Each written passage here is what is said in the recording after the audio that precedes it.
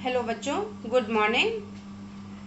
बेटा आज संस्कृत का टर्न है, लेकिन चूंकि संस्कृत में हम लोगों ने 6 चैप्टर पूरा कर लिया है, इसलिए आज मैं आपको हिंदी व्याकरण पढ़ाऊंगी। क्योंकि अभी हिंदी व्याकरण का हम लोगों ने शुरुआत नहीं किया है, तो आज मैं हिंदी व्याकरण आपको पढ़ाऊंगी। हिंदी के 3 किताब हैं। मंजरी के 4 चैप्टर आपने कंप्लीट किया है, और उसके बाद आपने महान व्यक्तित्व के भी 4 चैप्टर कंप्लीट कर लिए हैं। हिंदी व्याकरण चूंकि अभी हम लोगों ने शुरू ही नहीं किया है, इसलिए संस्कृत के टर्न में आज मैं आपको हिंदी ग्रामर पढ़ा रही हूँ।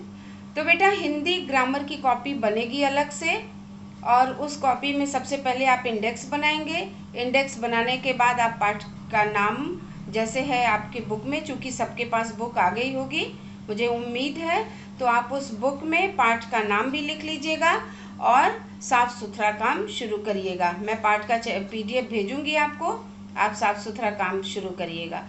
तो बेटा ग्रामर जो है ना, वो हम एक तरह से कह सकते हैं कि भाषा की रीढ़ की हड्डी है ना, भाषा की रीढ़ है। क्योंकि व्याकरण जो हम पढ़ते हैं वो भाषा रूपी जो हमारे वृक्ष हैं उसका प्राण है। बिना व्याकरण के हम भाषा की शुद्धता ही नहीं प्राप्त कर सकते। जब तक हम व्याकरण के नियम को नहीं जानते हैं, जब तक हम व्याकरण के नियमों को पढ़ते नहीं हैं, तब तक हम भाषा की शुद्धता को नहीं स्पष्ट कर सकते। क्योंकि भाषा की शुद्धता के लिए व्याकरण बहुत ज़रूरी है। तो व्याकरण के नियम क्या होते हैं ये आप आगे चैप्टर में पढ़ेंगे। आज जो हम आपको पहला चैप्टर पढ़ाने जा रहे हैं उसका नाम है भाषा एवं व्याकरण। आपके पास बुक आ गई होगी, तो ये पहला चैप्टर है भाषा एवं व्याकरण। अब भाषा एवं व्याकरण में हम क्या पढ़ेंगे? भाषा की परिभाषा। भाषा कहते किसे हैं? जैसा कि आपने छोटे क्लासों में भी पढ़ा होगा कि भाषा जो जहाँ रहता है वहाँ की भाषा का प्रयोग करता है, वहाँ की भाषा बोलता है। तो हम अनेक भाषाओं में, चूँकि भारत में अनेक भाषाएं बोली जाती हैं, लेकिन हमारे व्याकरण के दृष्टिकोण से हम जो भाषा के नियम को जानते हैं, उसकी शुद्धता को प्रकट करते हैं, उसकी परिभाषा भी जान लेना आवश्यक है। तो भाषा की परिभाषा क्या है? हम भाषा कहते किसे हैं? जिस साधन के द्वारा मनुष्य अपने मन के भावों और विचारों को प्रकट करता है उसे हम भाषा कहते हैं। तो मनुष्य जो है जिस साधन के द्वारा, जिस माध्यम से हम अपने मन के भाव और विचार को प्रकट करते हैं उसे हम भाषा कहते हैं। अब माध्यम क्या है? कोई भी भाषा हो सकती है ना, तो उस भाषा का प्रयोग करके हमारे मन के अंदर जो विचार है उसे हम प्रकट करते हैं, उसे ही हम भाषा कहते हैं। अब भाषा 3 प्रकार की होती है। देखिए मैंने यहाँ लिख दिया है, भाषा 3 प्रकार की होती है। पहली भाषा जो होती है वो मौखिक भाषा, लिखित भाषा और सांकेतिक भाषा। भाषा 3 प्रकार की होती है, मौखिक, लिखित और सांकेतिक। अब हम मौखिक भाषा के बारे में पढ़ेंगे कि मौखिक भाषा कहते किसे हैं। जब हम मुख से बोलते हैं, मुख से बोलकर अपने मन के भाव और विचारों को प्रकट करते हैं, उसे हम मौखिक भाषा कहते हैं। मुख से बोलकर,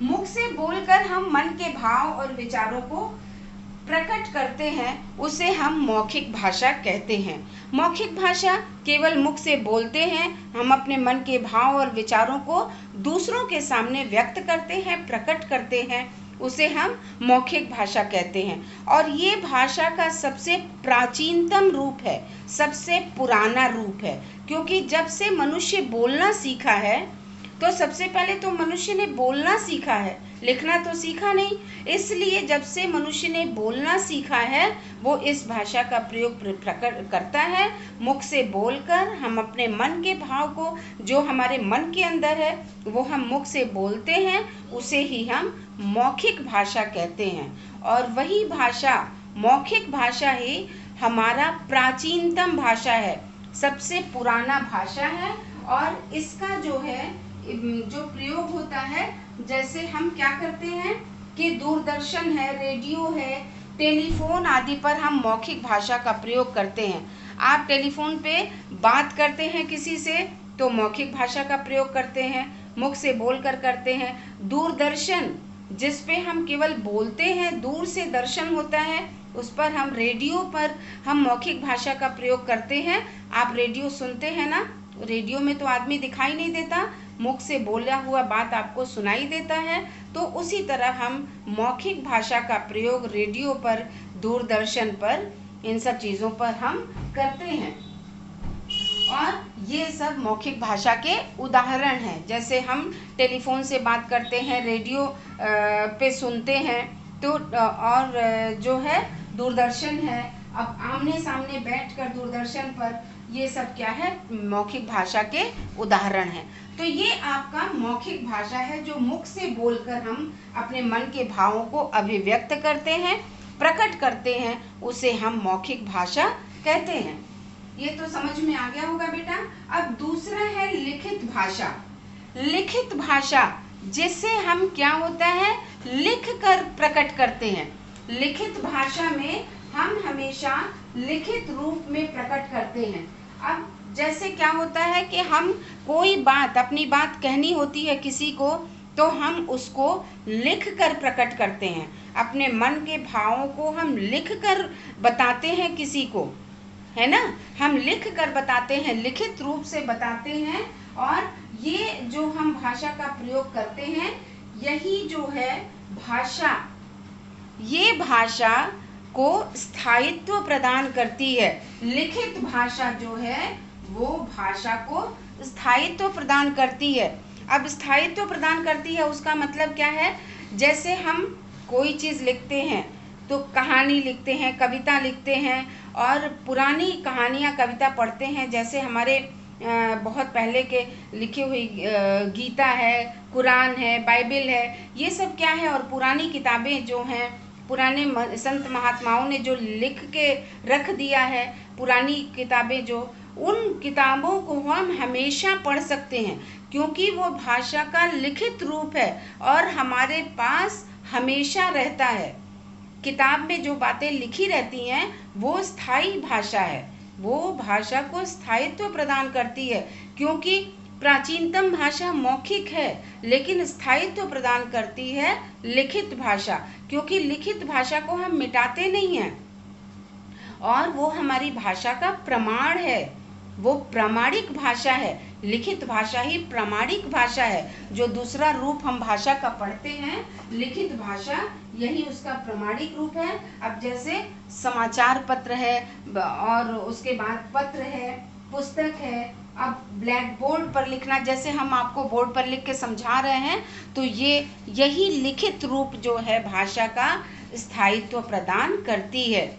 वरना मौखिक भाषा में हम मुंह से बोलते हैं, आज हमने किसी से कुछ कहा, कल हम वही बात दूसरे से कहेंगे तो उसमें थोड़ा सा परिवर्तन हो जाता है। इसलिए हम हमेशा ये बात का ध्यान रखें कि भाषा का जो लिखित रूप है वही स्थायित्व प्रदान करता है। इसलिए जब भी कोई गूढ़ बात होती है, जब भी प्रामाणिक रूप से किसी भी चीज़ को बहुत दिनों तक, सालों साल तक, 100 सालों तक भी रखना रहता है, तो उसको हम लिखित रूप में रखते हैं। अब जैसे सरल भाषा में आप समझिए कि मान लीजिए हमने घर खरीदा,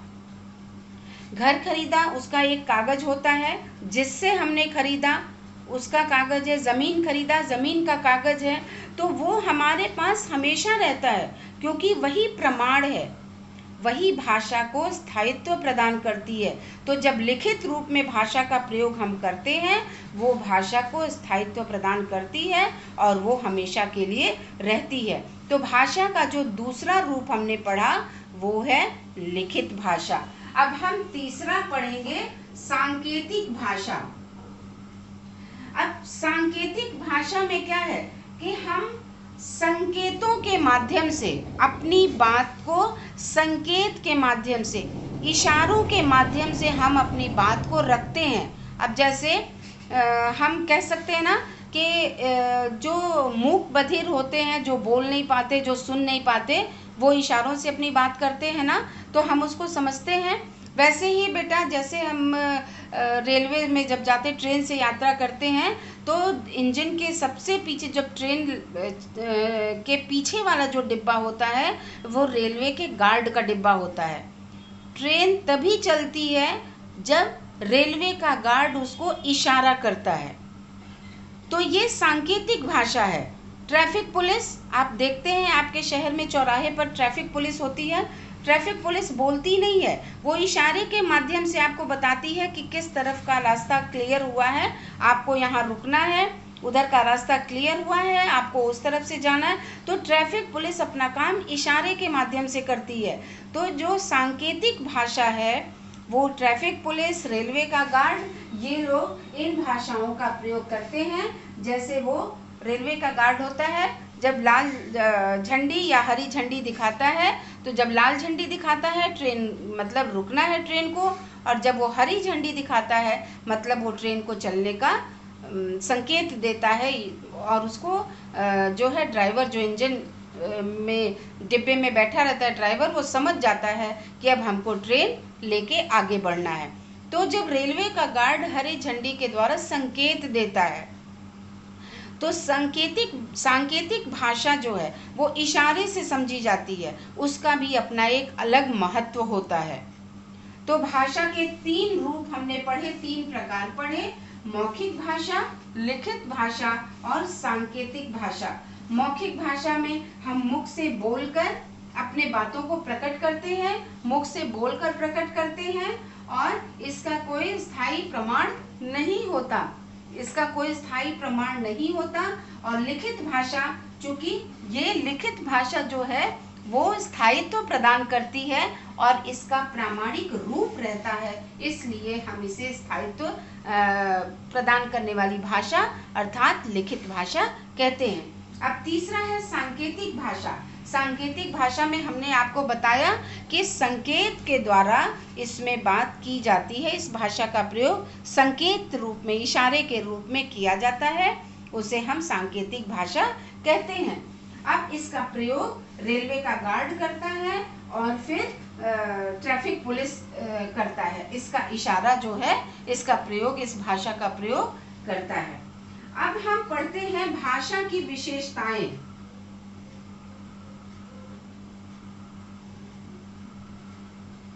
भाषा की क्या विशेषता होती है? भाषा की क्या विशेषता होती है? क्योंकि भाषा जो है, कैसे हम प्रकट करते हैं, कैसे उसका प्रयोग करते हैं, वो हमें पढ़ना है। तो भाषा की क्या विशेषता है? पहली विशेषता क्या है इसकी, कि ये जो है विचारों की अभिव्यक्ति का साधन है।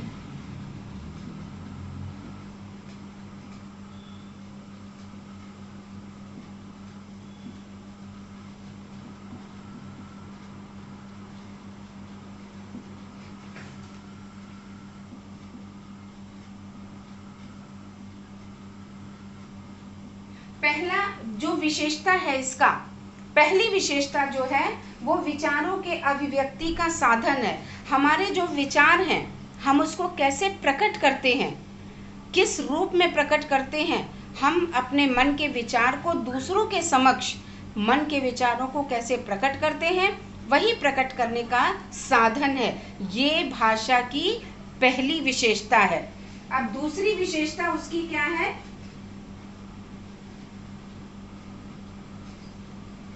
दूसरी विशेषता है कि ये सार्थक ध्वनियों के,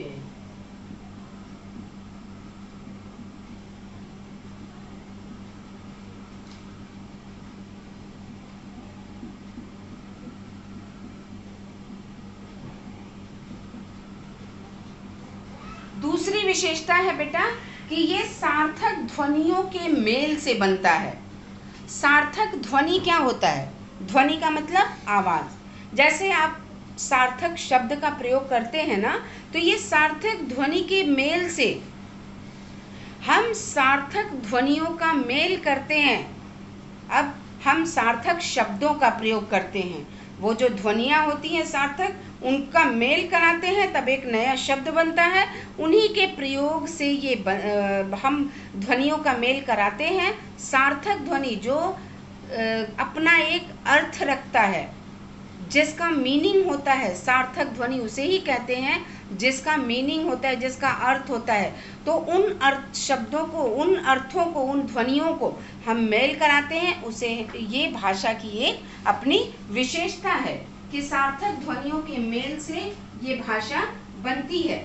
और तीसरी और सबसे अच्छी विशेषता क्या है कि संसार में केवल मनुष्य जो है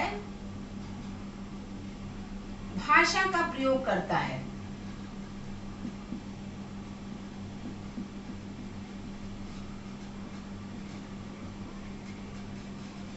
संसार में केवल मनुष्य ही एक ऐसा प्राणी है जो भाषा का प्रयोग करता है, जो बोलना जानता है, आवाज तो चिड़िया भी निकालती है, पशु पक्षी सभी आवाज निकालते हैं, लेकिन वो बोल नहीं पाते, हम उनकी भाषा समझ नहीं पाते। लेकिन मनुष्य ही एक ऐसा प्राणी है जो अपने मन के बातों को बोलकर प्रकट कर सकता है। तो ये भाषा की विशेषताएं हैं और केवल मनुष्य भाषा का प्रयोग करता है। भाषा की विशेषताएं हैं, विचारों की अभिव्यक्ति का साधन है, सार्थक ध्वनियों के मेल से बनता है, और तीसरा है केवल मनुष्य ही संसार में ऐसा प्राणी है जो भाषा का प्रयोग करता है। तो ये आपको समझ में आ गया होगा भाषा की परिभाषा, कि जिस साधन के द्वारा मनुष्य अपने मन के भाव और विचारों को प्रकट करता है उसे हम भाषा कहते हैं। भाषा के प्रकार, भाषा 3 प्रकार की होती हैं: मौखिक भाषा, लिखित भाषा और सांकेतिक भाषा। मौखिक भाषा में हम मुख से बोलकर हम भाषा का प्रयोग करते हैं, और लिखित भाषा में हम लिखित रूप में भाषा का प्रयोग करते हैं। कोई भी चीज होता है उसका लिखित हम प्रमाण देते हैं। सांकेतिक भाषा में हम इशारों से प्रयोग करते हैं। जिस भाषा का प्रयोग, सांकेतिक भाषा का प्रयोग रेलवे का गार्ड और ट्रैफिक पुलिस अधिकतर करते हैं। अब भाषा की विशेषता है विचारों के अभिव्यक्ति का साधन है। भाषा की विशेषता क्या है कि ये हमारे विचारों के अभिव्यक्ति का साधन है। जो हमारे विचार हैं हम उनको प्रकट करते हैं। सार्थक ध्वनियों के मेल से बनता है। हम सार्थक ध्वनियों का मेल कराते हैं, उससे हम भाषा का निर्माण करते हैं। और उसके बाद तीसरा है कि संसार में केवल मनुष्य ही एक ऐसा प्राणी है जो भाषा का प्रयोग करता है। तो ये तो बेटा आपको समझ में आ गया होगा। ये अब हम व्याकरण पढ़ेंगे। हम भाषा, इसका जो शीर्षक है पहले चैप्टर का भाषा एवं व्याकरण, तो अब हम व्याकरण के बारे में पढ़ेंगे। ये भाषा के बारे में आपने समझा कि भाषा कहते किसे हैं, भाषा की क्या विशेषताएं हैं और भाषा के क्या प्रकार होते हैं, ये आपने समझ लिया। अब हम व्याकरण पढ़ने जा रहे हैं, है ना, व्याकरण पढ़ने जा रहे हैं। तो व्याकरण कहते किसे हैं, व्याकरण कहते किसे हैं वो देखिए कि व्याकरण की परिभाषा क्या है।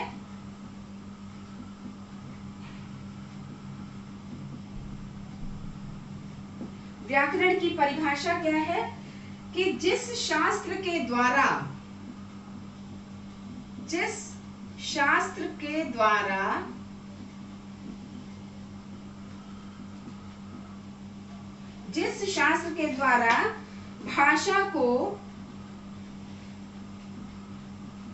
भाषा को शुद्ध रूप में बोलना,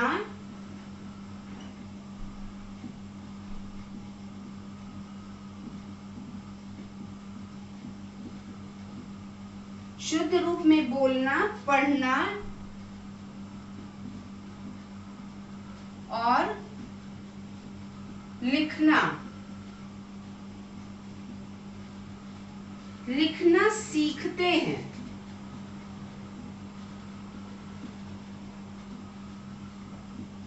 उसे व्याकरण कहते हैं।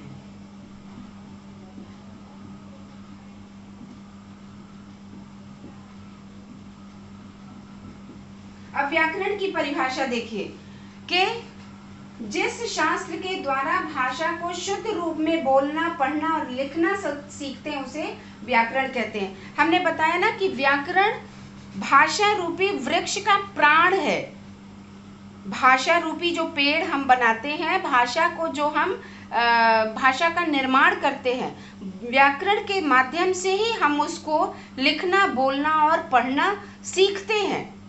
भाषा की शुद्धता तभी आती है और हम भाषा के नियम को, जब व्याकरण के नियमों को जानते हैं, उसके नियमों को समझते हैं, तभी हम व्याकरण सीखते हैं, अर्थात हम बोलना, लिखना और पढ़ना समझते हैं। तो व्याकरण की ये परिभाषा है। व्याकरण के अंग देखिए क्या है। व्याकरण के अंग हैं, पहला है वर्ण विचार।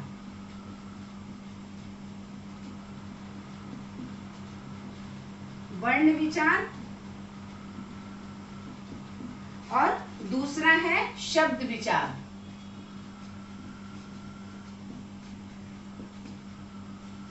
और तीसरा है वाक्य विचार।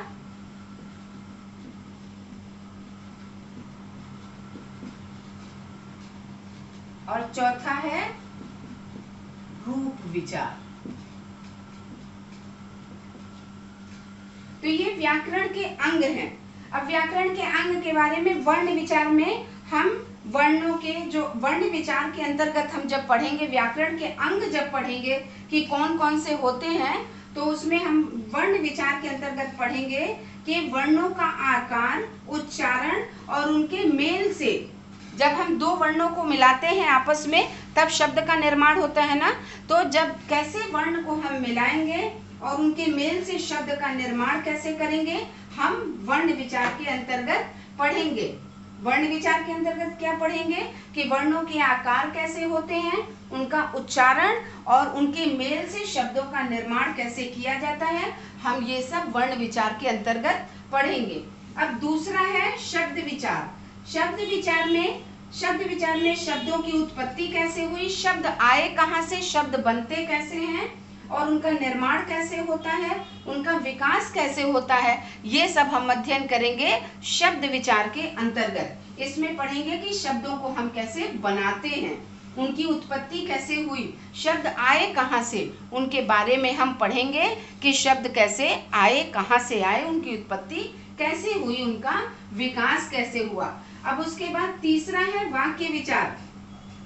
इसके अंतर्गत हम क्या पढ़ेंगे कि वाक्यों के भेद, वाक्यों का गठन और दो पदों को मिलाकर वाक्य कैसे बनाते हैं। शब्दों को, वर्णों से शब्द बनते हैं और शब्दों से वाक्य बनते हैं ना, तो हम दो पदों को मिलाकर आपस में परस्पर उनको मिलाकर कैसे उनका संबंध बताएंगे, वाक्यों का संबंध बताएंगे, उसे हम वाक्य विचार के अंतर्गत पढ़ेंगे। और चौथा है रूप विचार। रूप विचार में उनके रूप परिवर्तन, वाक्यों का कैसे रूप बदल जाता है और उनकी रचना और उनके भेदों का अध्ययन करेंगे। वर्ण विचार में हम क्या पढ़ेंगे, वर्ण विचार में वर्णों के जो आकार है, उच्चारण है और उनके मेल से कैसे शब्द बनते हैं उसे हम देखेंगे। और शब्द विचार में हम देखेंगे कि शब्दों की उत्पत्ति कैसे हुई, उनका विकास कैसे हुआ, वो हम पढ़ेंगे। वाक्य विचार में वाक्य के भेद क्या है, वाक्यों का गठन कैसे होता है और वाक्यों का आपस में परस्पर संबंध कैसे प्रकट करते हैं, हम उसे पढ़ेंगे। और फिर आखिरी है रूप विचार। वाक्यों के रूप में कैसे परिवर्तन करना है, उनकी रचना कैसे करनी है और उनके भेद कैसे होंगे, हम उसका अध्ययन करेंगे। तो बेटा ये जो है आपने पूरा चैप्टर पढ़ लिया कि भाषा किसे कहते हैं और व्याकरण किसे कहते हैं, भाषा की क्या विशेषताएं हैं, भाषा के कितने प्रकार होते हैं। तो इसे आपने पढ़ा, पहला चैप्टर पढ़ा। उम्मीद है आपको समझ में आया होगा। अपनी कॉपी में वर्क कर लीजिएगा जो मैं भेजूंगी, और जो भी अगर आपको समझ में नहीं आएगा आप मुझे पूछ लीजिएगा। एक चीज़ और बेटा, कल मैं गूगल मीट लूँगी आपका, शाम 5 बजे का वक्त दिया है मैंने आपको। मैं आपको लिंक भेजूंगी। ज़्यादा से ज़्यादा आपकी जो दिक्कतें होंगी हिंदी और संस्कृत में, अगर आपको कोई प्रॉब्लम है उसको नोट करके रखिएगा, और जब मैं कल आपसे मिलूंगी गूगल मीट के द्वारा आप मुझसे वो सब पूछ लेंगे। तो मुझे उम्मीद है कि ग्रामर का पहला पार्ट आपको समझ में आया होगा, अच्छा भी लगा होगा।